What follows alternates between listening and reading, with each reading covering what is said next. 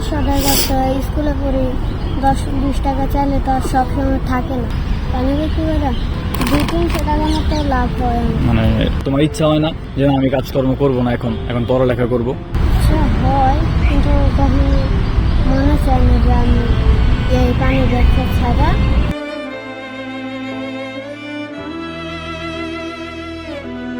বাসায় আমার মা বাবা সবাই আছে। আমার বাবার ইচ্ছা চলে, মা বাসা বাড়িতে কাজ করে। আমরা 2 ভাই 2 বোন। আমার ভাই সিলেটে কাজ করে, সকালে স্কুলে যায়, ওয়ানে প্রাইমারিতে 1 নম্বরে। স্কুল শেষ করে এসে কি যে পানি বিক্রি করো? আচ্ছা, পানি বিক্রি করে 200-300 টাকার মতো লাভ হয় আমার। মানে এটাকে কি করো? বাসায় নিয়ে দিয়ে বাসায় নিয়ে দিয়ে দাও। তোমার বাবা মা বলে না যে থাক, তোমার কাজ করা লাগবে না, তুমি পড়ালেখা করো? মানে তোমার ইচ্ছা হয় না যে না, আমি কাজকর্ম করবো না, এখন এখন পড়ালেখা করবো? ইচ্ছা হয়, কিন্তু কখনো মনে চায় না যে আমি এই পানি ব্যবসা ছাড়া তুমি হচ্ছে সবার ছোট, 2 বোন কি করে? বিয়ে হয়ে গেছে, আরেক বোনের এখনো বিয়ে হয়নি, পড়ালেখা করতেছে।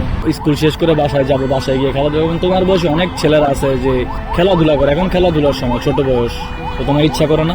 ইচ্ছা হয়, কিন্তু এরকম তো করতে মন চায় না। না, তোমার বাসা থেকে কি কোনো তোমার প্রেশার দেয় যে না কাজে যাও, কাজে যেতে হবে, এরকম কোনো কিছু?